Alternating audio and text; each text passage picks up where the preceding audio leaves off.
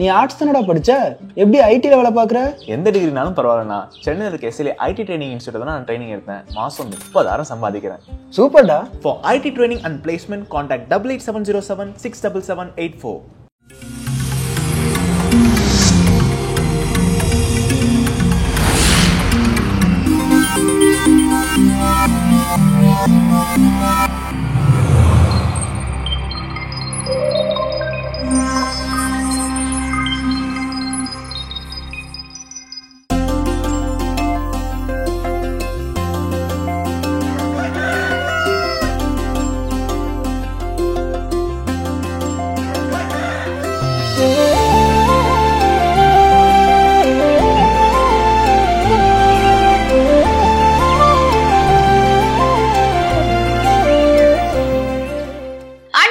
அனைவருக்கும் இனிய காலை வணக்கம். எங்களுடைய இந்த நீங்கள் பார்க்கவிருப்பது மாதா தொலைக்காட்சியின் கடவுள் வணக்கம்.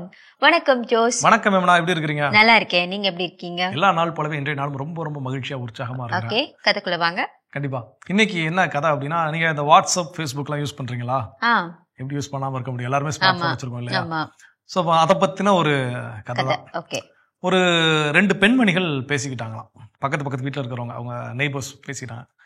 என் பையனெல்லாம் இப்பெல்லாம் ஸ்கூலுக்கே அனுப்ப முடியறது இல்ல அப்படின்னு சொன்னோடனே இதே கேள்வி அந்த பக்கத்து வீட்டுக்காரமாக கேட்டிருக்காங்க. ஏன் அப்படின்னு சொல்லி கேட்டாங்களாம். ஒரு 2 மாசத்துக்கு முன்னாடி என் பையன் காணாமல் போனான், தெரியுமா உங்களுக்கு அப்படின்னே. ஆமா தெரியும், அதுக்கப்புறம் தான் அவங்க பையன் வந்துட்டானே அப்படின்னு.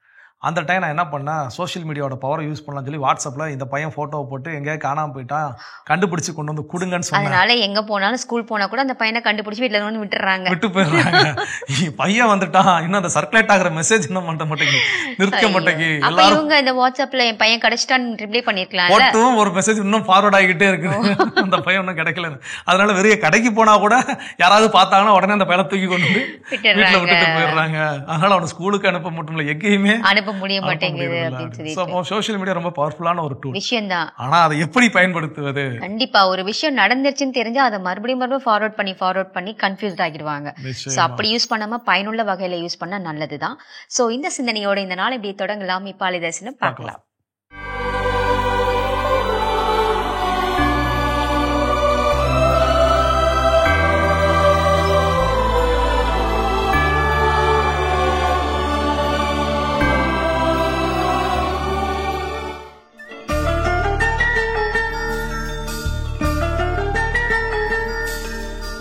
தினம் ஒரு வரம் வேண்டும், தீர்க்கமாய் தினம் வேண்டும், தீங்கில்லா உளம் வேண்டும், தீர்ப்பிடாத மனம் வேண்டும் இயேசுவே.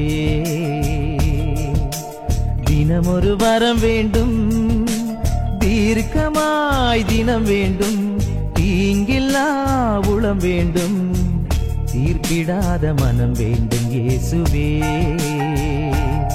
கேட்கிறேன், தேடுகிறேன், கட்டுகிறேன் தெய்வமே.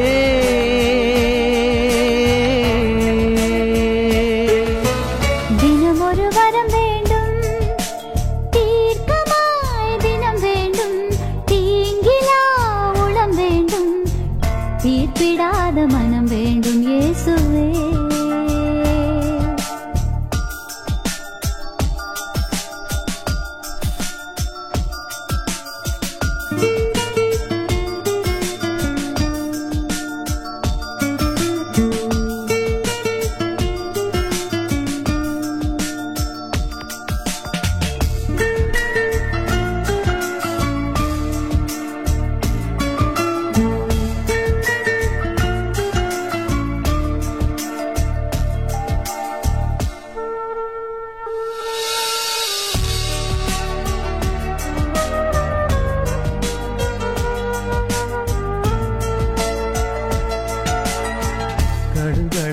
விசுவாசம் தேவை என்று ஓடி வந்தே, கரையாத கல்மனமும் கரைந்திட காத்திருந்தேன். கடுகளவு விசுவாசம் தேவை என்று ஓடி வந்தேன், கரையாத கல்மனமும் கரைந்திட காத்திருந்தேன். நிறைவாழ்வு பயிராகி குறையில்லா நிறைவா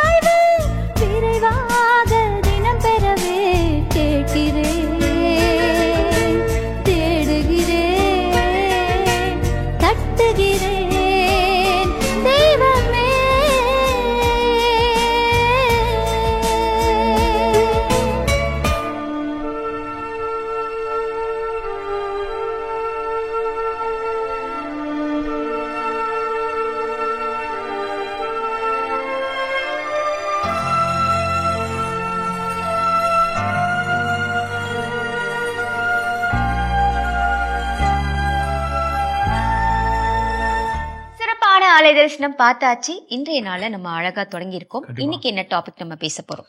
ஸோ இன்னைக்கு என்ன அப்படின்னா, இந்த எமோஷனல் உணர்வுகள் அப்படிங்கிறது எல்லாருக்குமே பொதுவான ஒன்று. ஆனால் அது எப்படி வெளிப்படுத்துகிறோம் அதுதான் ரொம்ப ரொம்ப முக்கியம். சில நேரங்களில் எங்கே அதை அதிகமாக வெளிப்படுத்த வேண்டுமோ அங்கே குறைவாகவும், எங்கே குறைவாக வெளிப்படுத்த வேண்டுமோ அங்கே ஓவரா பண்ணிட்டு இருப்போம். அதுதான். அப்போ இன்னைக்கு நம்ம எங்கெல்லாம் அந்த மாதிரியான எமோஷனல் மிஸ்டேக்ஸ் பண்றோம், அதாவது நமக்கு எல்லாருக்கும் தெரியும் எங்க எப்படி பயன்படுத்தணும்னு. ஆனா எப்பவுமே அதுக்கு நேர் எதிராகவே என்ன பண்ணிட்டு செஞ்சுட்டு இருக்கிறோம். வீட்டில் ஏதாவது ஒரு சண்டை, ஒரு மன்னிப்பு கேட்கணும் அப்படிங்கிறது தோணாத ஒரு உணர்வு. ஆனால் என்ன பண்ண மாட்டோம், அப்பதான் ஓவரா பிக் பண்ணிட்டு இருப்போம், மன்னிப்பு கேட்கவே மாட்டோம், அது ஓவரா பிக் பண்ணிட்டு இருப்போம். ஸோ அப்போ இது போல எங்கெல்லாம் நம்ம அதை சரியாக கையாள வேண்டுமோ அங்கெல்லாம் கையாளுவதே இல்லை. அப்படி நாம் செய்யக்கூடிய தவறுகள் என்னென்ன? அப்போ அதில் முதல் விஷயம் என்ன அப்படின்னா, சின்ன சின்ன தவறுகளுக்கு கூட ரொம்ப ஓவரா ரியாக்ட் பண்றது. இப்போ ஏதோ ஒரு தண்ணியை கொட்டிட்டாங்க, ஒரு டம்ளர்ல உள்ள தண்ணியை குழந்தைங்க என்ன பண்ணிருச்சு, கொட்டிருச்சு. இப்போ அதை தொடச்சா சரியா போயிடுச்சு. ஒருவேளை அந்த தண்ணி வந்து ஏதோ ஒரு பேப்பர் மேலேயோ இல்லை முக்கியமான டாக்குமெண்ட் மேலே என்ன ஆயிடுச்சு, பட்டுருச்சு. ஓகே, அந்த டாக்குமெண்ட் ரெடி பண்ண முடியுமான வாய்ப்பு இருக்குன்னா ஓகே, வெள்ளன் குட். இல்லைன்னா தான் அது ஒரு பெரிய பிரச்சனை. அதுவுமே அதில் ஏதோ ஒரு பெரிய ஒரு கம்ப்யூட்டர் மேலேயோ ஒரு லேப்டாப் மேலேயோ ஒரு தண்ணியை கொட்டிருச்சு, இனிமேல் அதை சரி பண்ணவே முடியாது, அதில் இருக்கக்கூடிய எல்லா டேட்டாவும் போயிருச்சுன்னா தான் அது ஒரு பெரிய பிரச்சனை. ஆனால் வெறுமனே ஒரு தண்ணியை தரையில கொட்டுறதுக்கு நம்ம எப்படி ரியாக்ட் பண்ணுவோம்னு பார்த்தீங்கன்னா, உதாரணமா என்ன பண்ணுவோம், வீட்டில் இருக்கக்கூடிய எல்லாருமே என்ன பண்ணிட்டு இருக்கோம், ரியாக்ட் பண்ணிட்டு. இது ஒரு சின்ன உதாரணம். இது போல நிறைய விஷயங்கள் நம்ம உதாரணங்கள் என்ன பண்ணலாம், நம்ம வாழ்க்கையில சொல்லிக்கிட்டே இருக்கலாம். அப்போ அந்த மாதிரி நான் ஓவர் ரியாக்ட் பண்றதெல்லாம் நான் எமோஷனலா செய்யக்கூடிய தவறு. இந்த தவறை திருத்திக் கொள்ள முயற்சி செய்யணும். தொடர்ந்து பேசலாம். இப்ப அடுத்த பகுதியை பார்க்கலாம்.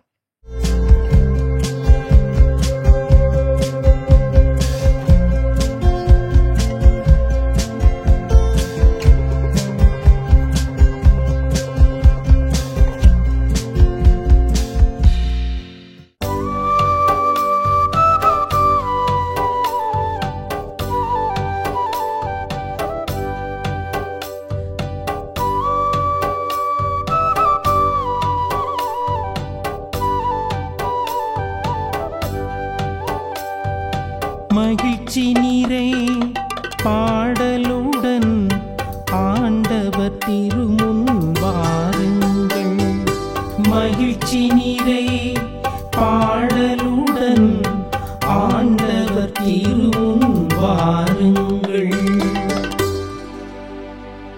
அனைத்துலகோரே ஆண்டவரை ஆர்ப்பரித்து வாழ்த்துங்கள். ஆண்டவரை மகிழ்ச்சியுடன் வழிபடுங்கள்.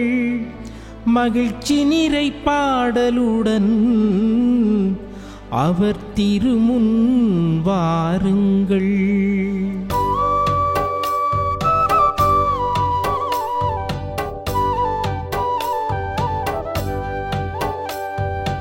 மகிழ்ச்சி நிறை பாடலுடன் ஆண்டவர் திருமுன் வாருங்கள். மகிழ்ச்சி நிறை பாடலுடன் ஆண்டவர் திருமுன் வாருங்கள். ஆண்டவரே கடவுள் என்று உணருங்கள்.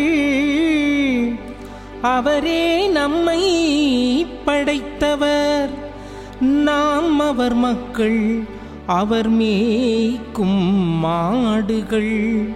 நன்றியோடு அவர்தம் திருவாயில்களில் நுழையுங்கள். புகழ் பாடலோடு அவர்தம் முற்றத்திற்கு வாருங்கள். அவருக்கு நன்றி செலுத்தி அவர் பெயரை போற்றுங்கள். ஏனெனில் ஆண்டவர் நல்லவர், என்றும் உள்ளது அவர்தம் பேரன்பு. தலைமுறை தோறும் அவர் நம்பத்தக்கவர்.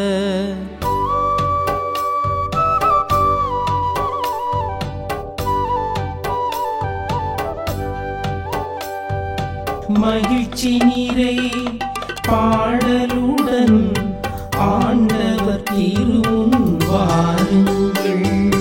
மகிழ்ச்சி நிறை பாடலுடன் ஆண்டவர் திருமுன் வாருங்கள். இயேசுவில் பிரியமான சகோதர சகோதரிகளே, மாதா தொலைக்காட்சி நேயர்களே, உங்கள் அனைவரையுமே தினம் ஒரு திருப்பாடல் நிகழ்ச்சியின் வாயிலாக சந்திப்பதில் நான் பெருமகிழ்ச்சி அடைகின்றேன். இன்றைய நாளிலே நாம் சிந்திக்க இருக்கின்ற திருப்பாடல் 100. இந்த திருப்பாடலுடைய தலைப்பு புகழ்ச்சி பாடல் என்பதாகும். 5 வசனங்களை மட்டுமே கொண்டிருந்தாலும் இந்த திருப்பாடலானது நாம் ஆண்டவரை புகழ்வதன் மேன்மையை, நாம் ஆண்டவரை எதற்காக புகழ வேண்டும் என்பதன் அந்த உண்மையை நமக்கு கற்றுக் கொடுப்பதாக இருக்கின்றது. நம்முடைய சிந்தனைக்காக இந்த திருப்பாடலை நான் 3 பகுதியாக பிரிக்க ஆசைப்படுகின்றேன். முதல் வசனத்தை முதல் பகுதியாகவும், 2வது வசனத்தை 2வது பகுதியாகவும், 3 முதல் 5 வரை உள்ள வசனங்களை 3வது பகுதியாகவும் நான் பிரிக்க ஆசைப்படுகின்றேன். முதல் வசனத்திலே நாம் இவ்வாறு வாசிக்க கேட்கின்றோம்: அனைத்துலகோரே ஆண்டவரை ஆர்ப்பரித்து வாழ்த்துங்கள் என்று. அனைத்துலகோரே, இயேசுவில் பிரியமானவர்களே, இந்த திருப்பாடலானது அனைத்துலகோருக்கும் உரிய ஒரு திருப்பாடலாக இருக்கின்றது. ஒரு குறிப்பிட்ட இனத்திற்கு மட்டும் கிடையாது, ஒரு குறிப்பிட்ட நாட்டிற்கு மட்டும் கிடையாது. மாறாக திருப்பாடலுடைய ஆசிரியர் அனைத்துலகுக்கும் ஒரு முக்கிய செய்தியை தர இருக்கின்றார். அவர் இவ்வாறு கூறுகின்றார்: அனைத்துலகோரே ஆண்டவரை ஆர்ப்பரித்து வாழ்த்துங்கள் என்று. நம்முடைய வாழ்விலே நாம் பலரை நல்லவர்களாக கருதி அவர்களை புகழ்ந்து போற்றி கொண்டிருக்கின்றோம். நாம் வைத்திருக்கின்ற செல்வத்தை புகழ்ந்து போற்றி கொண்டிருக்கின்றோம். நாம் வைத்திருக்கின்ற திறமையை புகழ்ந்து போற்றி கொண்டிருக்கின்றோம். நமக்கு இருக்கின்ற நண்பர்களையும் ஆள்பலத்தையும் படைபலத்தையும் நினைத்து நாம் அவர்களை போற்றி கொண்டிருக்கின்றோம். ஆனால் இன்றைய நாளிலே திருப்பாடலுடைய ஆசிரியர் நமக்கு கொடுக்கின்ற அழைப்பு ஆண்டவரை ஆர்ப்பரித்து வாழ்த்துங்கள் என்று. 2வது பகுதியானது இவ்வாறு நாம் வாசிக்க கேட்கின்றோம்: ஆண்டவரை மகிழ்ச்சியுடன் வழிபடுங்கள், மகிழ்ச்சி நிறை பாடலுடன் அவர் திருமுன் வாருங்கள் என்று.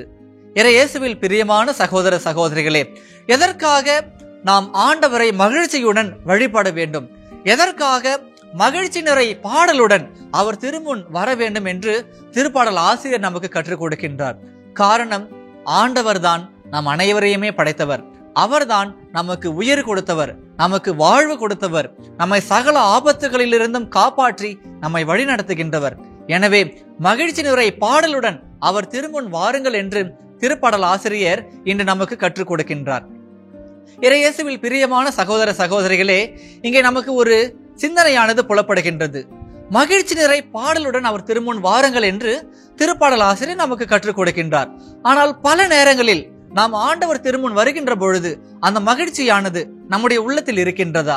பல நேரங்களில் நாம் ஆண்டவரை பற்றி சிந்திக்கின்ற பொழுதும் அவரிடம் நாம் ஜெபம் செய்கின்ற பொழுதும் நம்முடைய உள்ளமானது மகிழ்ச்சியோடு இருக்கின்றதா?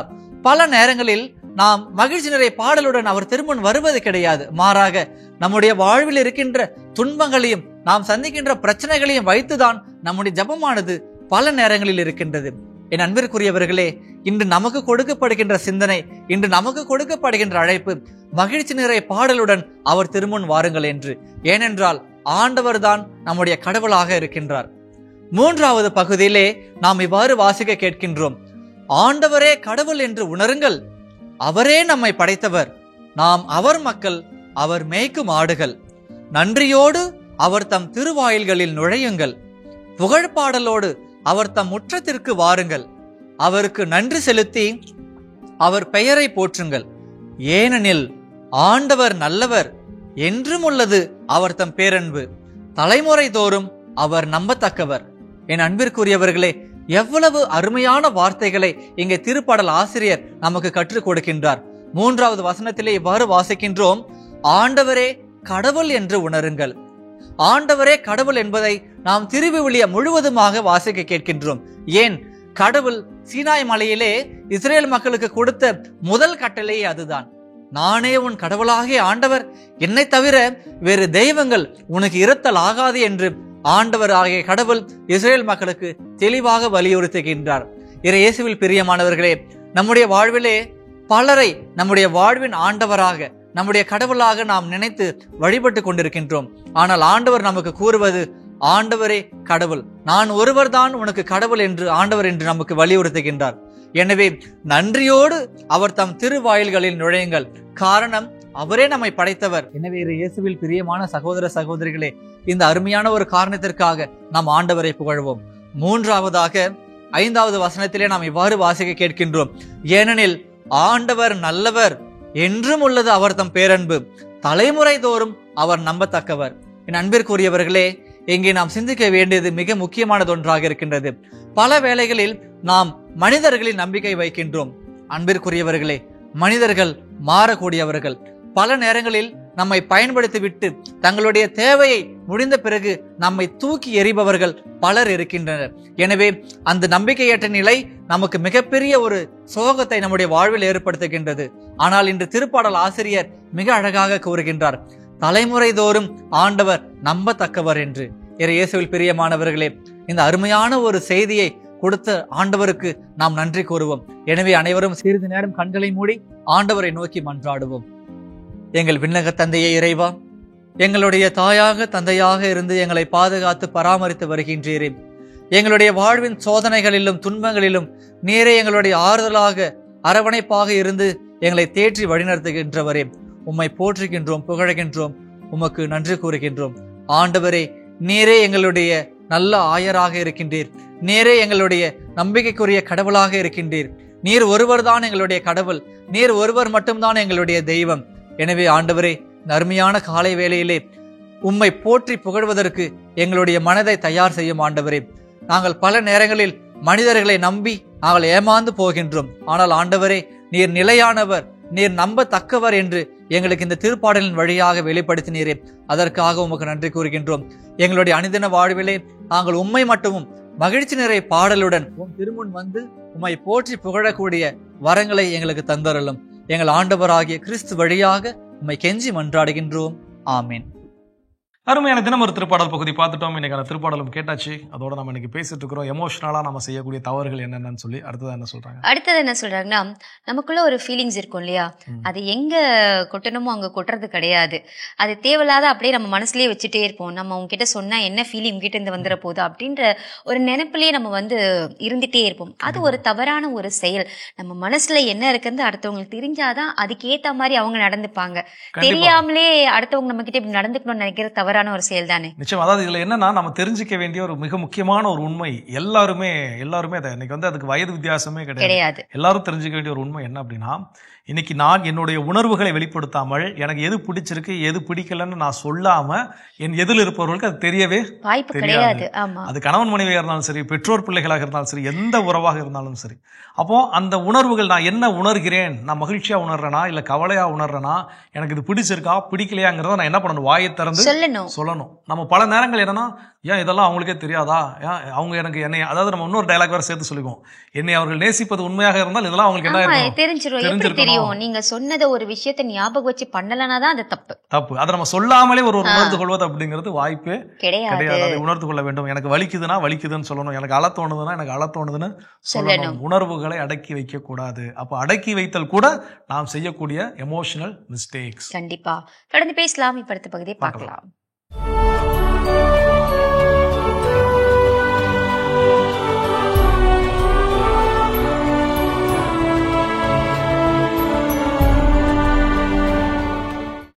செப்டம்பர் 20. புனிதர்கள் ஆண்ட்ரூ கிம், பால்சோங் ஹசாங் மற்றும் கொரிய மறைசாட்சிகள். இன்று அனைத்து துறைகளிலும் வளர்ந்திருக்கும் கொரிய நாடுகளில் கிபி 17ஆம் நூற்றாண்டில்தான் கிறிஸ்தவம் அறியப்பட்டிருக்கின்றது. கொரிய நாட்டினை சேர்ந்த ஈசுங்ஹன் திருமறையினையும் கிறிஸ்தவ கோட்பாடுகளையும் ஏற்றுக்கொண்டு கொரியாவின் முதல் கிறிஸ்தவரானார். கொரியாவில் கிறிஸ்தவம் பரவத் தொடங்க கிபி 1839ஆம் ஆண்டு முதல் 1867ஆம் ஆண்டு வரை நடந்த 4 மறை கலகத்தின் போது 10,000க்கும் மேற்பட்ட கிறிஸ்தவர்கள் மறைசாட்சியானார்கள். கிபி 1839ஆம் ஆண்டு மறைசாட்சியான அருளாளர் இக்னேஷியஸின் புதல்வரான ஆண்ட்ரூ கிம் தன் 15வது வயதில் கிறிஸ்தவராக திருமுழுக்குப் பெற்று குருவானார். கொரிய மண்ணில் பிறந்து வளர்ந்து குருத்துவத்தினை பெற்ற முதல் நபர் என்ற பெருமையினை பெற்ற ஆண்ட்ரூ கிம் கொரியாவில் ஆண்டவரின் நற்செய்தியினை அறிவித்து இறையரசின் பணிகளை ஆர்வத்தோடு செய்தார். விசுவாசத்தில் உறுதியுடன் நிலைத்திருக்க உங்களுக்காக வேண்டுகிறேன். ஏனென்றால் கடைசியில் நாம் அனைவரும் விண்ணகம் சென்று மகிழ்ச்சியில் ஒன்றாய் இணைந்திருப்போம் என்று கூறி மக்களை விசுவாசத்தில் வேரூன்றச் செய்த அருட்தந்தை ஆண்ட்ரூ கிம் ஆட்சியாளர்களால் கைது செய்யப்பட்டு கொலை செய்யப்பட்டார். கிறிஸ்தவர்கள் என்று செயலில் காட்டாமல் பெயரளவில் கிறிஸ்தவர்களாக இருப்பதில் எந்த நன்மையும் இருக்க முடியாது என்று கூறி நற்செய்தியினை அறிவித்த பால் சோங் ஹசாங் குருத்துவ அருட்பொழிவு பெறுவதற்கு முன்பே கொல்லப்பட்டு மறைசாட்சியானார்.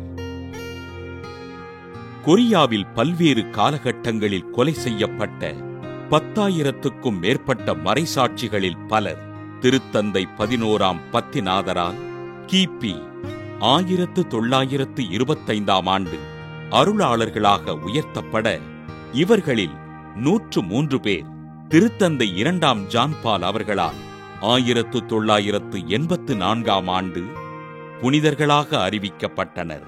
புனித ஆண்ட்ரூ கிம், பால் சோங் ஹசாங் மற்றும் கொரிய மறைசாட்சிகளின் திருவிழாவினை கொண்டாடுகின்ற நாம் கொரிய நாட்டின் ரோமன் கத்தோலிக்க திருச்சபைக்காக ஆண்டவரிடம் ஜெபிப்போம். சிறப்பான இன்றைய புனிதர் பகுதி நம்ம பார்த்தாச்சு. நாம இன்னைக்கு பேசிட்டு இருக்கோம் நம்மளுடைய உணர்வுகளை அடக்கிக் கொள்வதால் வரக்கூடிய தவறுகள் என்ன. அடுத்ததான் நம்முடைய உணர்வுகளால் நாம செய்யக்கூடிய தவறுகள் என்ன அப்படின்னு பாத்தீங்கன்னா, கோபத்தில் இருக்கின்ற பொழுது கடினமான வார்த்தைகளை, மோசமான வார்த்தைகளை கையாளுவது.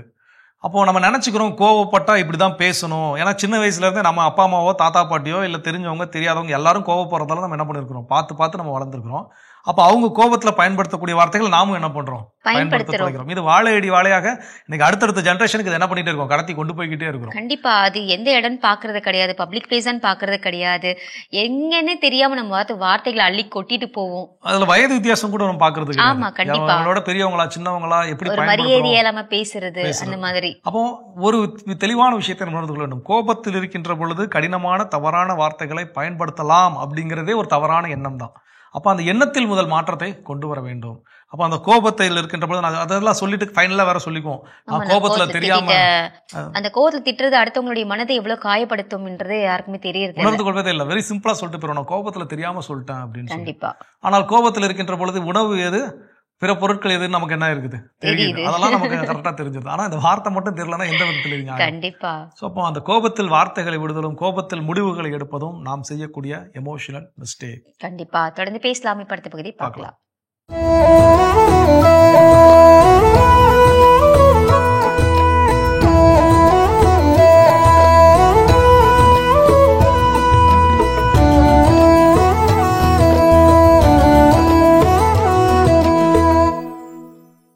கடவுளிடம் கேட்டேன், நின்னை சரணடையும் பெரும் பாக்கியம் பெற நான் என்ன செய்ய வேண்டும், எப்படி வாழ வேண்டும்? நீ வாழும் வீட்டை உற்றுப்பார், அதுவே விவரம் சொல்லும் மானிடா. வாழும் வீட்டை உற்று பார்த்தேன், என்ன ஆச்சரியம், தரவுகளை அது அடுக்க ஆரம்பித்தது. மேற்கூரை சொன்னது உன் எண்ணங்களை உயர்வாகவே வைத்திரு. காற்றாடி சொன்னது என்னை போல குளிர்ச்சியாக இரு, குளிர்ச்சியை கொடு. கடிகாரம் சொன்னது ஓடிக்கொண்டே இருக்கும், என்னை வீணடித்துக் கொண்டே இருக்காதே. நாள்காட்டி காலண்டர் சொன்னது என்னை போல உன்னை அனுதினமும் புதுப்பித்து கொண்டே இரு. மணிப்பர் சொன்னது செலவழித்து கொண்டே இருக்காதே, சேமித்து வை. கண்ணாடி சொன்னது உள்ளதை உள்ளவாறு காட்டு, மிகைப்படுத்தாதே. விளக்கு சொன்னது அடுத்தவருக்கு ஒளியை காட்டு, வழியையும் காட்டு. சன்னல் சொன்னது என்னை போல் வெளிப்படையாக இரு, வெளி உலகத்தை காட்டு. தரை சொன்னது எப்போதும் தாழ்வாயிரு, பணிவாயிரு. படிக்கட்டு சொன்னது காலெடுத்து வைக்கும் போது நீ கவனமாயிரு. நான் வாழும் வீட்டை உற்று பார்த்தேன், விவரம் புரிந்தேன், வியப்படைந்தேன், விளக்கம் அறிந்தேன், விளங்கிவிட்டேன், சொல்லி சரணடைந்தேன், நின்னை சரணடைந்தேன். இறைவா, நீரே என் வான் வீடு. கடவுள் கற்றுக் கொடுக்க மாட்டார், கற்றுக்கொள் என்பார். திண்ணை எப்போ கிரில் கம்பியாச்சோ அப்பவே போச்சு தற்காலிக விருந்தோம்பல். அகலமான வீடு எப்போ செங்குத்தாச்சோ அப்பவே போச்சு அகன்ற மனசு. குளியலறை கக்கூஸ் எப்போ ஒன்று ஆச்சோ அப்பவே போச்சு ஆரோக்கியம் விரிக்கும் பாய், எப்போ ஸ்டீல் கட்டல் ஆச்சோ அப்பவே போச்சு தூக்கம், சம்மணம் போய் என்னைக்கு டைனிங் டேபிள் ஆச்சோ அப்பவே போச்சு ஜீரணம். எதை நோக்கி நகர்த்துகிறது இந்த நாற்றம் எடுத்த நாகரிகம்? வீட்டை காலி செய்யும் போதும் வாடகைக்கு வீடு தேடும் போதும் தான் தெரிகிறது சொந்த வீடு எத்தனை முக்கியமானது என்று. வாழ்வதற்கு மட்டுமல்ல, சில சமயங்களில் வாழ்ந்து காட்டுவதற்கும் சொந்த வீடுகள் கட்டப்படுகின்றன. பெண்களின் நீண்ட நேர அமைதியான ஆழ்நிலை உறக்கத்திற்கு புகழ்பெற்ற ஒரே இடம் தாய் வீடு மட்டுமே, வேறெங்கும் கிளைகள் கிடையாது. கொடுக்கிற தெய்வம் கூரையை பிச்சுக்கிட்டு கொடுக்குமா? தெய்வமே உன்னை கெஞ்சி கேட்கிறேன், நாங்கள் வசிக்க சொந்தமாக ஒரு கூரை வீடு கொடு.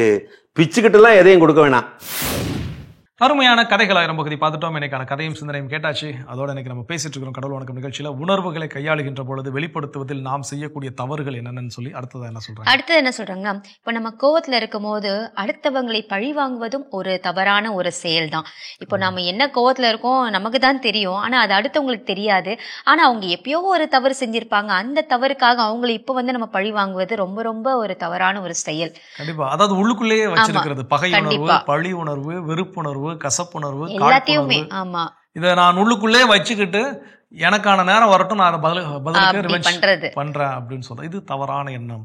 அப்போ நம்முடைய உள்ளம் அப்படிங்கிறது, நம்முடைய மனசு அப்படிங்கிறது குப்பை தொட்டி கிடையாது. இந்த மாதிரி தேவையில்லாத உணர்வுகளை போட்டு அடக்கி வைப்பதற்கு இது ஒரு பூந்தொட்டி போல வச்சிருந்தோம்னா வாழ்க்கை ரொம்ப அழகா இருக்கும். அப்போ அதற்கு இந்த உணர்வுகளை நான் வெளியேற்றுவது ரொம்ப ரொம்ப முக்கியம். மன்னிச்சுட்டேன்னு மட்டும் சொல்றது முக்கியம் இல்ல, அது மனசுல இருந்து சொல்லணும், மனசுல இருந்து சொல்ல வேண்டும். மன்னித்து மறந்து விடுதலும் ரொம்ப ரொம்ப முக்கியம். கற்றுக்கொள்வோம். இன்னும் வேற என்ன விஷயம் இருக்குங்கிறத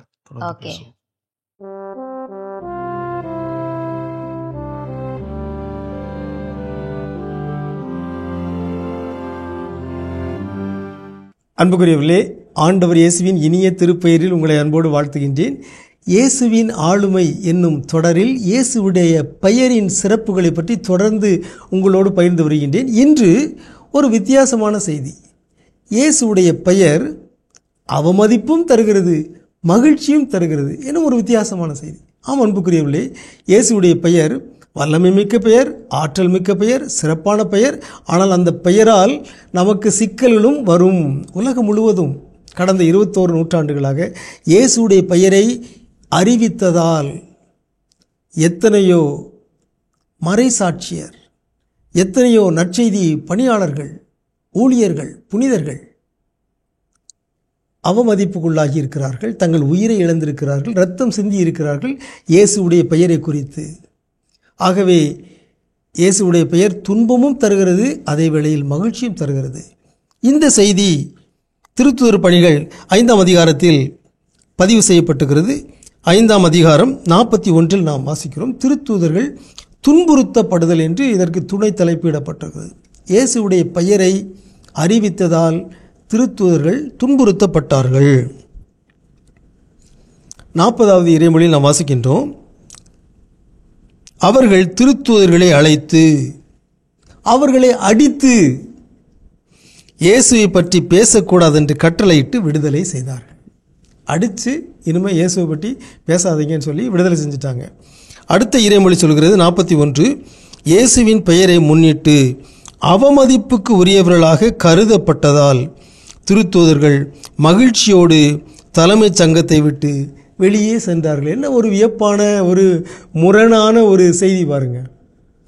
அவர்கள் அங்கே சிறையில் அடைக்கப்பட்டு அவமதிக்கப்பட்டு அவமானப்படுத்தப்பட்டு அடித்து துன்புறுத்தப்பட்டு இனிமேல் நீங்கள் இயேசுடைய பெயரை சொல்லி பேசக்கூடாதுன்னு சொல்லி துரத்தி விடுறாங்க. ஆனால் இவங்க வெளியே வரும்போது எப்படி வர்றாங்க? மகிழ்ச்சியோடு வருகிறார்கள். இயேசுவின் பெயரில் தாங்கள் அவமதிக்கப்பட்டதால் அவர்களுடைய உள்ளத்தில் மகிழ்ச்சி இருக்கிறது. இதுதான் இயேசுடைய பெயருக்குள்ள மிகச்சிறப்பு என்று, பெரிதான சிறப்பு என்று நான் கருதுகிறேன். இயேசுடைய பெயரை சொல்வதற்கு இன்றும் பல நாடுகளில் தடை இருக்கிறது. பல நாடுகளில் மறைவாகத்தான் இயேசுடைய பெயர் அறிவிக்கப்படுகிறது. நமது நாட்டிலும் கூட இயேசுடைய பெயருக்கும் இயேசுடைய நெறிக்கும் நெருக்கடிகள் வந்து கொண்டே இருக்கின்றன. அவற்றையெல்லாம் தாண்டி இயேசுடைய பெயர் நமக்கு உள்ளத்தின் ஆழத்தில் மகிழ்ச்சியை தருகிறது. அதுவே இயேசுவின் சிறப்பு. இயேசு வாழ்க, இயேசுவின் திருப்பெயர் வாழ்க, உங்களுக்கு அமைதி உரித்தாக.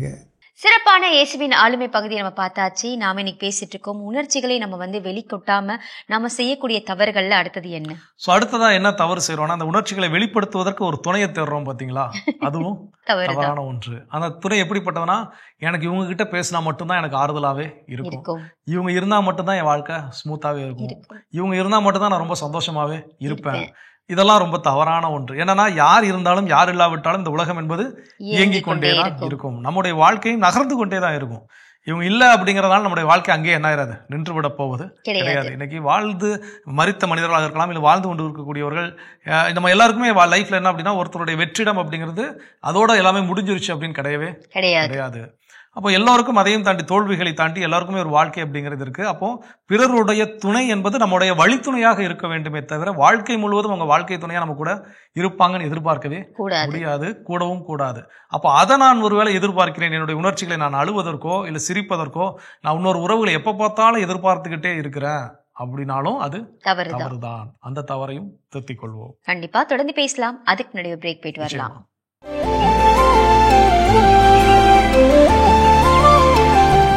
நிகழ்ச்சிக்குள் உங்களை மீண்டும் அன்புடன் வரவேற்கின்றோம். நீங்கள் பார்த்துக் கொண்டிருப்பது மாதா தொலைக்காட்சியின் கடவுள் வணக்கம்.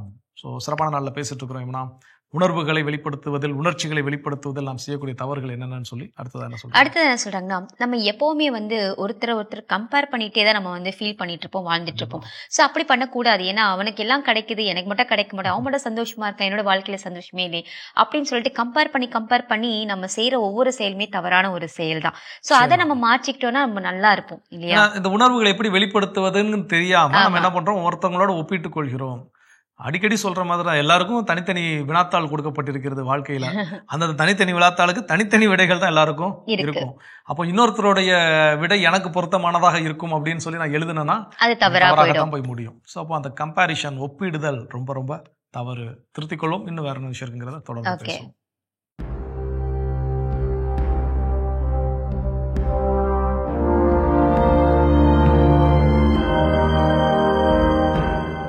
மாதா தொலைக்காட்சி நண்பர்களே, உங்கள் அனைவருக்கும் வாழ்த்துக்கள். மனித வாழ்விலே அடிக்கடி நமக்கு வருகின்ற ஒரு தொல்லை, நமது எதிர்காலத்தை பற்றிய கவலை. எதிர்காலத்திலே தொழில் ரீதியாக எனக்கு எப்படி இருக்கும், என்னுடைய குடும்பம் எப்படி அமையும், என்னுடைய வாய்ப்புகள் எப்படி இருக்கும், என்னுடைய பெருமையும் புகழும் எப்படி இருக்கும் என்று எதிர்காலத்தை பற்றி நாம் இப்போதே கணக்கு போட்டுக்கொண்டு இந்த நிகழ்காலத்தையும் இழந்து வரப்போகிற எதிர்காலத்தையும் இழக்கப் போகின்ற மனிதர்களாக நாம் இருக்கிறோம். இன்றைக்கு நிறைய பேர் அப்படி இருப்பதை பார்க்கிறோம். இதோ இப்படி இருக்கும் நம்மை பார்த்துதான் பெடல் என்ற இந்த அறிஞர் அழகாக இப்படி சொல்லுகின்றார். If I am faithful to the duties of the present, God will provide for the future. அதாவது, எனது இப்போதைய கடமைகளை நான் உண்மையுடன் செய்தால் கடவுள் என் எதிர்காலத்திற்கு தேவையானதை அருள்வார். ஆம் நண்பர்களே, வாழ்க்கை என்பது நிகழ்காலத்தில் நேற்று என்ன இருந்ததோ அது கடந்து விட்டது, நாளைக்கு என்ன வரப்போகிறதோ அது இன்னும் வரவில்லை. இப்போது என் கையில் இருப்பது எனது நிகழ்காலம். எனவே எனது இப்போதைய கடமைகளை உண்மையுடனும் நேர்மையுடனும் திறமையுடனும் நான் செய்தால் வரப்போகிற எதிர்காலம் அது தானாகவே நல்லதாக அமையும். அதனால தான் ஆண்டவர் இயேசு ஒரு முறை சொல்லியிருக்கிறார், எதிர்காலத்தை பற்றி நீங்கள் கவலைப்படுவதால் உங்களுக்கு என்ன பயன்? எதிர்காலம் நாளையை பற்றி நீங்கள் கவலைப்பட வேண்டாம், நாளை தன்னை பற்றி கவலைப்படும் என்று. அது எப்படி நாளை தன்னை பற்றி கவலைப்படும் என்று? அதுதான் இங்கே இந்த அறிஞர் குறிப்பிடுவது. இப்போதைய கடமைகளை நான் உண்மையுடன் ஆற்றலுடன் திறமையுடன் செய்தால் என் எதிர்காலத்துக்கு தேவையானதையெல்லாம் கடவுள் பார்த்து கொள்கிறார், அவர் அருளுகின்றார். அவர் என்னிடத்தில் எதிர்பார்ப்பதெல்லாம் இன்று எனது கடமைகளை, பணிகளை, வேலைகளை நாம் உண்மையோடும் நேர்மையோடும் நல்ல மனதோடும் செய்ய வேண்டும் என்பதே. எனவே எதிர்காலத்திற்கான கவலையை மறந்து நிகழ்காலத்திலே முழுமையாக உங்களை ஈடுபடுத்தி அன்போடு வாழுங்கள், வெற்றியோடு இருங்கள். உங்களை அன்போடு வாழ்த்துகிறேன். சிறப்பான ஆன்றோர் வாக்கு பகுதியை நம்ம பார்த்தாச்சு. நாம இன்னைக்கு பேசிட்டு இருக்கோம், நம்மளுடைய உணர்ச்சிகளை நாம் அடக்கி வைக்க கொள்வதால் வெளிப்படுத்தாம நம்ம செய்யக்கூடிய தவறுகள் என்ன? அடுத்ததா வெளிப்படுத்தாமல் இல்ல வெளிப்படுத்துவதில் செய்யக்கூடிய தவறு என்ன அப்படின்னு பாத்தீங்கன்னா, இன்னைக்கு எப்படி நான் என்னுடைய மகிழ்ச்சிக்கோ இல்லை அழுகைக்கோ இன்னொரு உறவை நான் தேடி நிற்கிறேனோ அதுபோல இவர் சொன்னாதான் நான் வந்து இந்த வேலையை செய்வேன். இப்போ நம்முடைய வீடுகள்லையோ இல்லை நம்முடைய குடும்பங்கள்லையோ நம்ம கிட்ட சொல்லி அனுப்புவாங்க, இவங்க மூலியமா சொல்லி அனுப்புவாங்க, இதை செய்ய சொல்லுங்கப்பா அப்படின்னுட்டு. ஆனா இல்ல அவரா வந்து என்கிட்ட சொல்லட்டும் அப்பதான் நான் வந்து செய்வேன். அப்போ இது நாம் யாருக்கு எந்தெந்த உறவுகளுக்கு முக்கியத்துவம் கொடுக்கிறோம். அப்போ இது நாம் சம்பந்தப்பட்ட பிரச்சனை இல்லை. ஒரு நபர் என்கிட்ட வந்து ஒரு வேலையை சொல்றாரு, ஆனா நான் அவர்கிட்ட என்ன பதில் சொல்றேன், நீங்க சொல்றதை காட்டிலும் இன்னொருத்தர் சொன்னாதான் நான் செய்வேன் அப்படின்னு சொல்றப்போ இந்த நபருக்கு என்ன நம்மனா உணர்வு ரீதியிலான ஒரு பாதிப்பு என்ன பண்றோம் நம்ம சொல்ற நம்ம பேச்சுக்கு மரியாதை இல்லை அப்படின்னுட்டு. அப்ப அடுத்த முறை இதே மாதிரி இன்னொருத்தவங்க அனுப்புனாங்கன்னா அவர் அவர்கிட்ட சொல்லுவார், அதால் நான் சொன்னா கேட்க மாட்டார், நீங்களே போய் சொல்லிடுங்க அப்படின்னு. அப்போ இதுவுமே இந்த உணர்வுகளை எப்படி பதில் அளிக்க வேண்டும், யாருக்கு என்ன பதில் சொல்லணும், அதாவது பிறரை காயப்படுத்த எப்படி பதில் சொல்வது, இதெல்லாம் நமக்கு பல நேரங்கள்ல உணர்வுகளை வெளிப்படுத்துவதில் தெரியாம நாம் செய்யக்கூடிய தவறுகள். சொந்த தவறை செய்யாமல் இருப்பது நல்லது. தொடர்ந்து பேசலாம். இப்ப அடுத்த பகுதியை பார்க்கலாம்.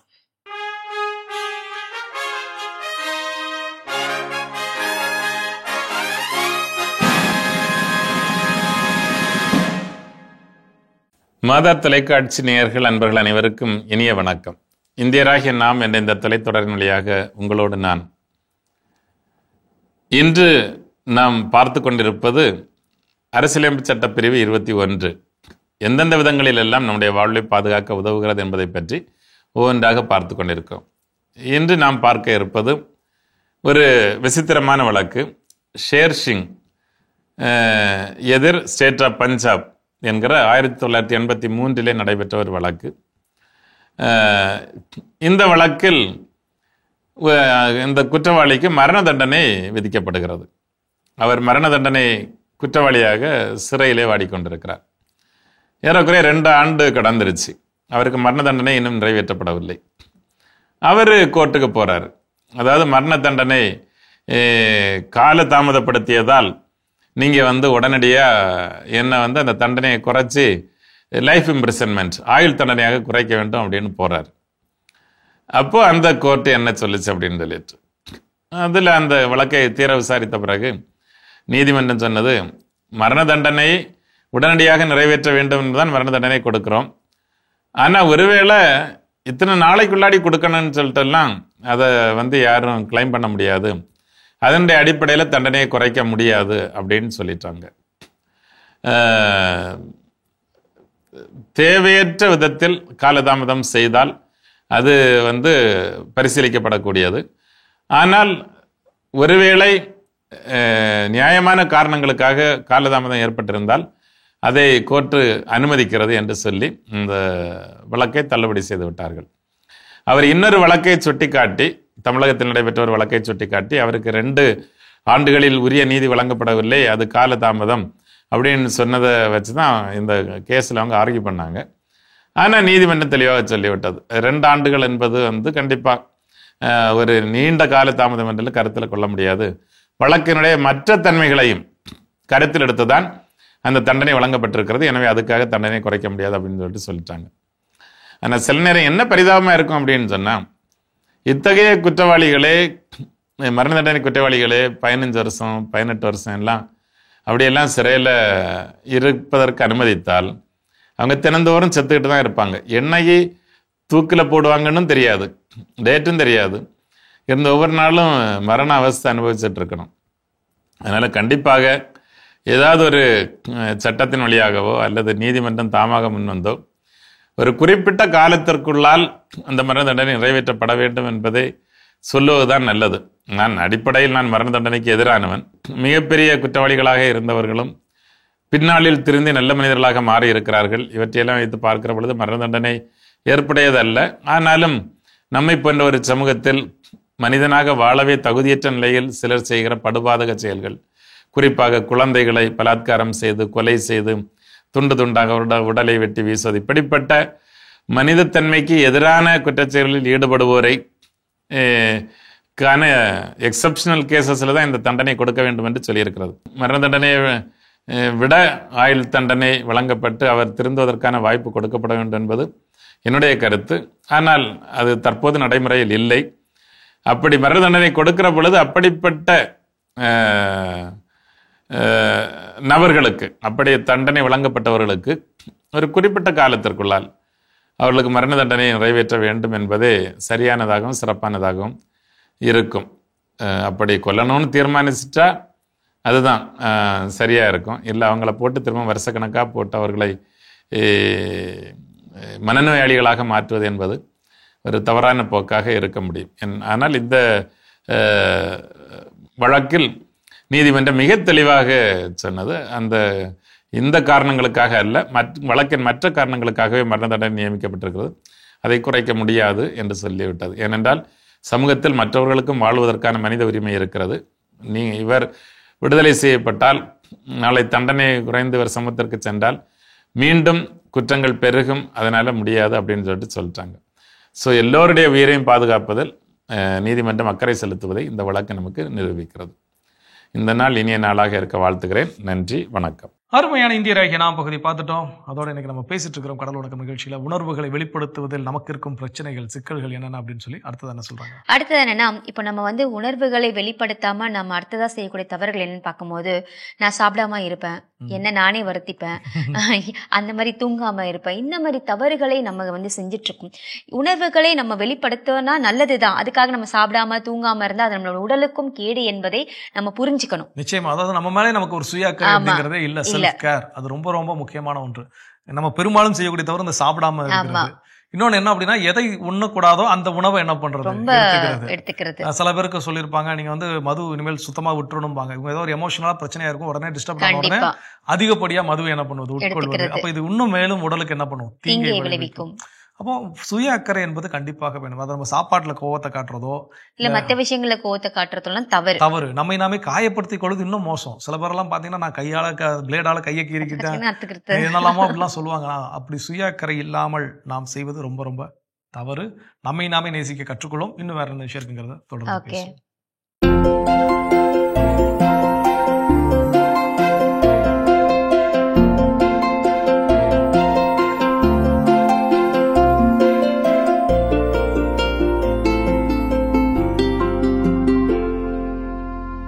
அனைவருக்கும் வணக்கம்.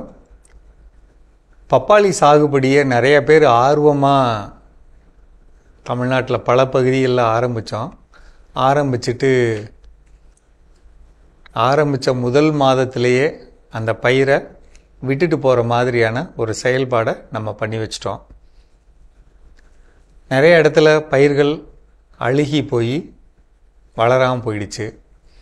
நிறைய இடங்களில் வளர்ந்து வந்த பயிரும் அதிகமான நோய் தாக்கத்தால் பாதிக்கப்பட்டு, ஒரு பக்கம் அழுகல், இன்னொரு பக்கம் நோய் தாக்கம், ரெண்டால் பாதிக்கப்பட்டு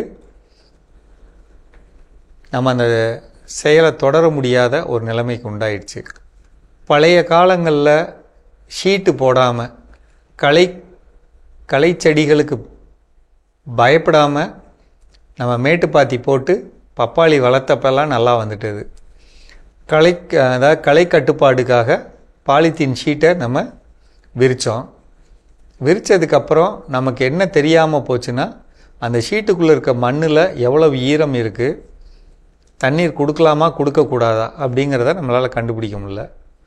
பொதுவாக இந்த மாதிரி இடத்துல இந்த ஈரத்தை கண்டுபிடிக்கிறதுக்கு தான் சாயில் மாய்ச்சர் இண்டிகேட்டர், மண்ணில் ஈரப்பதம் பார்க்கும் கருவி அப்படின்னு ஒரு கருவி விற்கிதுங்க 1500 ரூபாய்க்கு.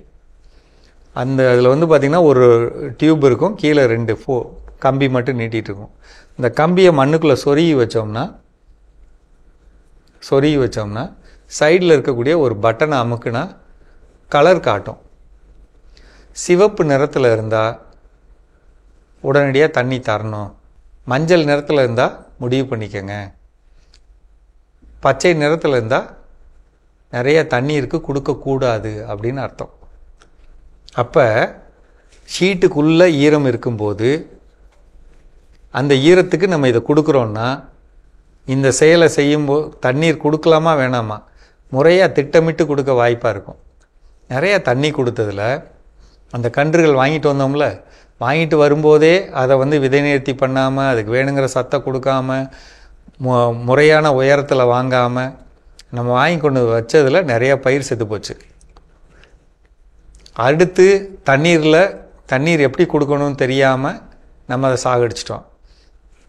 மூன்றாவது, அந்த பயிருக்கு வேணுங்கிற ஆரம்பகால கரைசல்கள் நம்ம அதை தரைவெளியும் தெளிச்சும் கொடுக்காம இந்த பயிரை இழந்துட்டோம். அதாவது நம்ம ஜென்ரலாக என்ன மனசில் வச்சுக்கிறோன்னாங்க, ஒரு பயிரை நட்டு வச்சாலே அதுவாக வளர்ந்து பப்பாளியை அப்படியே பறிக்கணும் அப்படின்னு வச்சுக்கிறோம். நம்மளாக இருந்தாலுமே காலையில், மதியம், சாயந்தரம், இடையில 2 வேளை அப்படிங்கிற மாதிரி உணவு உண்டாதான் வேலை செய்ய முடியும். ஒரு பயிருக்கு மட்டும் எந்த விதமான உணவும் கொடுக்காம அதுலேருந்து லாபம் வரணும்னு எதிர்பார்க்கறது எந்த விதத்தில் நியாயம்? நம்மளுடைய நேயர்கள் நிறைய பேர் கேட்குறீங்க, இப்படி ஆயிடுச்சு என்ன பண்ணும், இப்படி ஆயிடுச்சு என்ன பண்ணும் அப்படின்னு. ஒரு இலை சுருங்கிருச்சு அப்படின்னா சுருங்கின இலை விரியாதுங்க. அப்போ அது அப்படி சுருங்காமல் இருக்கிற மாதிரி திடமாக அதுக்கு வேணுங்கிற இடுபொருள்கள்லாம் கொடுத்து வளர்க்கணுங்க. நாங்கள் ஒரு ஷெடியூல் மாதிரி கொடுக்குறோம். உங்கள்கிட்ட மாடு இருந்தால் சாணம், கோமியம் சம்மந்தப்பட்ட பொருள்களை வச்சு அதுக்கு வேணுங்கிறதெல்லாம் கொடுக்கலாம். ஒருவேளை மாடு இல்லை அப்படிங்கிறப்ப மீனமிலம் சார்ந்து, ஹியூமிக் அமிலம் சார்ந்து என்னென்ன பொருள்கள் விற்கிதோ இருக்கிறதுலே குறைந்த விலை பொருள்களாக வாங்கி அதை தயார் பண்ணி நீங்கள் பூமியில் கொடுக்கலாங்க. இது தரையில் கொடுக்குறதும், மேலே தெளித்து ஈயம் கரைசல் குறைந்த விலையில் வாங்கி அதை தெளித்து இந்த பயிரை சிறப்பாக கொண்டு வர்றதும், நோய் இல்லாத அமைப்பை உருவாக்குறதும் இது நம்மளுடைய கண்டிப்பான கடமைங்க. அப்படி செஞ்சால் தான் ஒரு கன்று எவ்வளோ ரேட்டு போட்டு வாங்குகிறோம், அப்படி வாங்கினதை நிலத்தில் வைக்கும்போது எந்த நேரத்தில் வைக்கணும், எப்போ தண்ணி கொடுக்கணும், எப்போ எந்த விதமான நோய் இல்லாமல் பார்த்துக்கணும் அப்படிங்கிற உத்து பார்த்து செஞ்சால் தான் சரியாக வருங்க. ஷீட்டுக்குள்ளே வைக்கிறப்ப நம்மளால் உள்ளே இருக்க ஈரத்தை கண்காணிக்க முடியலன்னா அந்த பயிரை நம்ம இழந்துருவோம். இந்த ஒரு விஷயத்தை மட்டும் தெரிஞ்சுக்கங்க. பப்பாளி சாகுபடி எளிமையானது, ஆனால் இதை தெரிஞ்சுக்கணும், அல்லது அந்த கருவி வாங்கி வச்சுக்கணும். சரிங்களா? மீண்டும் சந்திப்போம். சிறப்பான உழவும் உயரும் பகுதி நம்ம பார்த்தாச்சு. நாம இன்னைக்கு பேசிட்டு இருக்கோம் உணர்வுகளை வெளிப்படுத்தாமல் அடுத்ததான் நம்ம செய்யக்கூடிய தவறுகள் என்ன. அடுத்ததான் செய்யக்கூடிய தவறுதல் என்ன சொல்றாங்க அப்படின்னு பாத்தீங்கன்னா, நம்ம அந்த பிரச்சனைகளை கண்டு அதை எதிர்கொள்ளாமல் அப்படியே விலகி தப்பிச்சு ஓடிக்கிட்டே இருக்கிறது. அப்போ சில நேரங்களில் சில பிரச்சனைகளை நம்ம ஃபேஸ் பண்ணாதான் அதற்கான தீர்வு என்னங்கிறது வரும். இன்னொன்று அந்த பிரச்சனை அதே இடத்துல முற்றுப்புள்ளி வச்சுட்டு நம்மளால போக முடியும், கடந்து செல்ல முடியும். ஆனால் பல நேரங்களில் இதை உங்ககிட்ட கேட்டால் பிரச்சனை வரும்னே சொல்லி அதை கேட்காமல் நம்ம என்ன பண்ணுறோம், விலகி போயிடுறோம். ஒருவேளை நம்மக்கிட்ட அந்த பிரச்சனை குறித்து யாரோ ஒருத்தவங்க பேச வந்தாலும் அதை நம்ம எதிர்த்து என்ன பண்ணுறதில்ல, பேசுறது கிடையாது, அமைதியாகவே போயிடும். இது பேச வேண்டாம், பேசினா பிரச்சனை தான், இது பேச வேண்டாம், பேசினா பிரச்சனை தான் அப்படின்னு சொல்லி என்ன பண்ணிடணும், கடந்து போயிடுவோம். ஆனால் அப்படி இருக்க கூடாது. அந்த பிரச்சனையை பேசுங்க, ஃபேஸ் பண்ணுங்க, அதில் இருக்கக்கூடிய லாப நஷ்டத்தை சிந்திங்க. ஒருவேளை நம்ம மேலே தப்பு இருக்கா மன்னிப்பு கேளுங்க, பிறர் மேலே தப்பு இருக்கா அவங்கள மன்னிச்சிருங்க.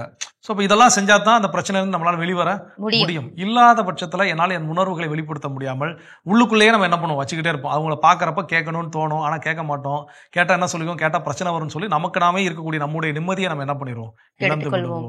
ஸோ அப்போ அந்த தவறை, பிரச்சனைகளை கண்டு, சவால்களை கண்டு ஓடுவதை விட்டுவிட வேண்டும். சூப்பர். தொடர்ந்து பேசலாம். இப்ப அடுத்த பகுதியை பார்க்கலாம்.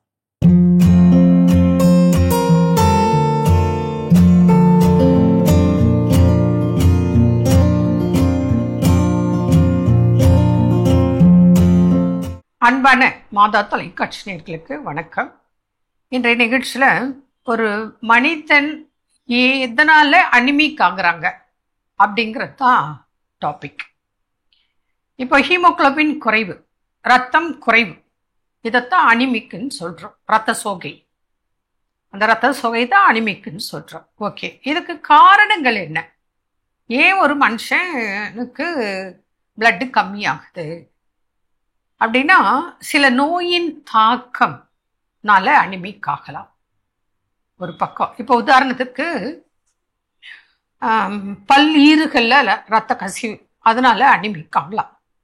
சிலருக்கு அல்சர், வயிற்றுல புண், குடல் புண், ரத்த கசிவு இருக்கலாம். சிலருக்கு மோஷனில் பிளட்டு போகலாம், பைல்ஸ்னால பிளட்டு போகலாம், குடல் புண்ணாலேயும் மோஷனில் பிளட்டு போகும். சிலருக்கு சளி, இருமல், அந்த சளியில் பிளட்டு வரும். சிலருக்கு லிவர் ப்ராப்ளம் இருந்தாலும் அவங்களுக்கு ரத்த கசிவு ஏற்படும், அனிமிக் ஆவாங்க. கிட்னி ப்ராப்ளம் இருந்தாலும் அனிமிக் ஆவாங்க. கேன்சர் ப்ராப்ளம் இருந்தாலும் அனிமிக் ஆவாங்க. பெண்கள்னு எடுத்துக்கிட்டா வெள்ளைப்படுதல், அதிக ரத்தப்போக்கு, இதனால ரெகுலர் பீரியட்ஸ் ஆனால் ஓவர் ப்ளீடு, அதனால அனிமிக் ஆவாங்க. ஒரு பெண் கருவுற்றிருக்கா, அந்த டைம்ல அவளுக்கு நல்ல குழந்தைக்கும் பிளட் சர்க்குலேஷன் பாதி போயிடுது, இவ உடம்புல இருக்கிற பிளட் பாதி குழந்தைக்கு போகுது, அப்போ அதனால இவ அனிமிக் ஆவா. அதே போல டெலிவரியான அம்மா, குழந்தை பேர் பெற்ற அம்மா ஆனா ஃபீட் பண்றா, அவளும் அனிமிக்காக இருக்கலாம். இப்படி பல காரணங்களால ஒருத்தருக்கு ரத்த சோகை, பிளட் கம்மியாக்கும், ரத்த சோகை ஏற்படும். ஹீமோகுளோபின் குறைவாக வரத்துக்கு காரணம் இது. இந்த மாதிரி எந்த காரணங்களால அனிமிக் ஆயிருந்தாலும் நீங்க டேப்லெட் போடுவீங்க, இன்ஜெக்ஷன் போடுவீங்க, பிளட் ஏற்றுவீங்க, ஆனா அப்போ கொஞ்சம் பேலன்ஸ் ஆகும், திருப்பி டவுன் ஆயிடும், ஹீமோகுளோபின் குறையும். இவங்களுக்கெல்லாம் நோய் எதிர்ப்பு சக்தி அதிகரிக்கணும். போன் மேரோலியே இவங்களுக்கு எலும்பு மஞ்சளையே ரத்த உற்பத்தி உண்டாக்கக்கூடிய ட்ரீட்மெண்ட் நம்ம செய்யணும். இருக்கான்னா இருக்கு, கடைப்பிடிக்கணும், செய்யணும். டயட்டும் இருக்கு, மெடிசன்ஸும் இருக்கு, எல்லாமே கடைப்பிடிக்கணும். அந்த வகையில் பார்க்கும்போது ஒரு பேஷண்ட்க்கு 3 கிராம்ஸ் இருந்தது. 1 இயராக அவங்க வெள்ளூரில் ஒரு பெரிய மருத்துவமனையில் தங்கி பிளட் ஏற்றுறது 3 கிராம்ஸ் ஆயிடுது, பிளட் ஏற்றுறது 3 கிராம்ஸ் ஆயிடுது. கேள்விப்பட்டு அந்த மாதிரி எத்தனையோ பேஷண்ட், பிளட் கேன்சர் பேஷண்ட், இவங்களுக்கெல்லாம் கூட ஹீமோகுளோபின் குறைந்து காணப்பட்டு 1 இயராக 3 கிராம்ஸ் இருந்த பேஷண்ட் 3 மந்த்ஸ் ட்ரீட்மெண்ட்டில் 7 கிராம்ஸ் கொண்டு வந்தோம்.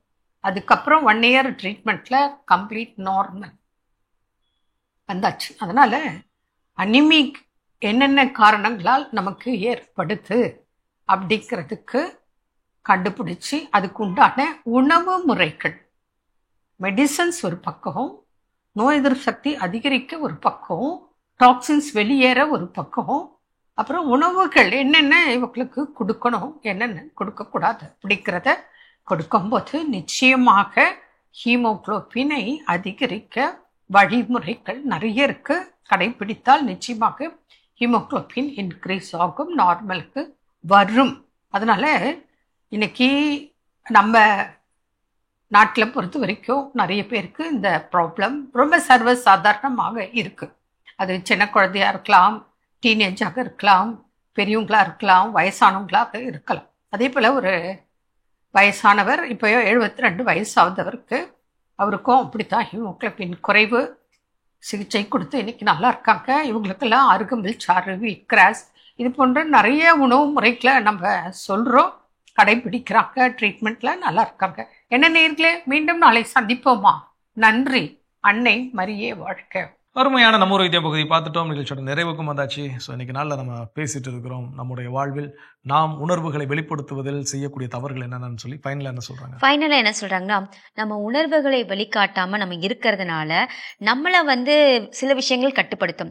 இப்போ கோபம் அப்படின்ற ஒரு விஷயம், அது என்ன கட்டுப்படுத்தும். பயம் என்ற ஒரு விஷயம், பயத்தினால என்ன கட்டுப்படுத்தும். இப்படி ஒரு சில விஷயங்கள்னால நம்ம கட்டுப்படுத்தி, அதாவது நாம கட்டுப்படுத்த வேண்டிய உணர்வுகள் அது நம்மளை கட்டுப்படுத்த ஆரம்பிச்சு விடும்.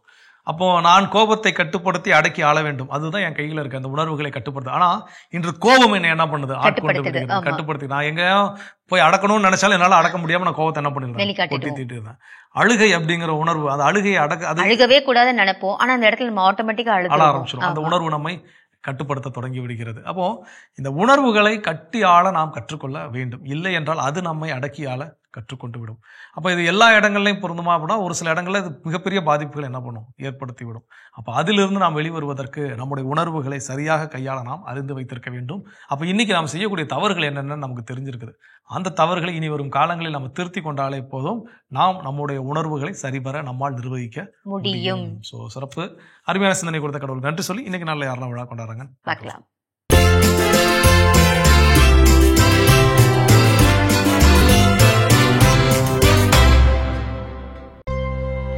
டென்னிஸ், பீனா இன்று தங்களது திருமண நாளினை கொண்டாடுகிறார்கள். இவர்களை வாழ்த்துபவர்கள் குடும்பத்தினர், உறவினர்கள் மற்றும் நண்பர்கள். ஃபியோனா ஜெரால்டின் இன்று தனது பிறந்த நாளினை கொண்டாடுகிறார். இவரை வாழ்த்துபவர்கள் அப்பா பெர்னால்ட், அம்மா ஜூடித், தம்பி ஜோஷ்வா வென்சஸ், தாத்தாக்கள் ஜான், எட்வின், பாட்டிகள் ரோசி, ஜேன், குடும்பத்தினர், உறவினர்கள் மற்றும் நண்பர்கள். சென்னை திருவிக்கா நகரை சேர்ந்த அனிதா குயின் இன்று தனது 60ஆம் ஆண்டு பிறந்த நாளினை கொண்டாடுகிறார். இவரை வாழ்த்துபவர்கள் மகன்கள், மருமகள்கள், பேத்திகள், பேரன்கள், குடும்பத்தினர், உறவினர்கள் மற்றும் நண்பர்கள். இன்று விழா காணும் உங்கள் அனைவருக்கும் இறைவன் தரக்கூடிய அன்பான பரிசு திருப்பாடல் 24. உமது மனம் விரும்புவதை அவர் உமக்கு தந்தருள்வாராக, திட்டங்களை எல்லாம் நிறைவேற்றுவாராக. இந்த இறையாசுடன் நீங்கள் வாழ மாதா தொலைக்காட்சியின் வாழ்த்துக்களும் ஜெபங்களும். அன்பானவர்களை, உணர்வுகளை கையாள கற்றுக்கொள்வோம், நலமுடன் வாழ்வோம் என்ற இந்த சிந்தனையோடு இன்றைய கடவுள் வணக்கம் நிகழ்ச்சியை நாங்கள் நிறைவு செய்கிறோம். இந்த நாள் இனிய நாளாக உங்க எல்லோருக்கும் அமைய மாதா தொலைக்காட்சியின் வாழ்த்துக்களும் ஜெபங்களும். மீண்டும் உங்கள் அனைவரையும் கடவுள் வணக்கம் நிகழ்ச்சியில் சந்திக்கும் வரை உங்களிடமிருந்து விடைபெறுகிறோம். இயேசுவுக்கே புகழ். மரியே வாழ்க. நீ ஆர்ட்ஸ் தானடா படிச்ச, எப்படி ஐடில வேலை பாக்குற? எந்த டிகிரினாலும் பரவாயில்லண்ணா. சென்னையில் இருக்க எஸ்எல்ஏ ஐடி ட்ரைனிங் இன்ஸ்டியூட் தான் நான் ட்ரைனிங் எடுத்தேன். மாசம் 30,000 சம்பாதிக்கிறேன். சூப்பர்டா. For IT training and placement, contact 8870767784.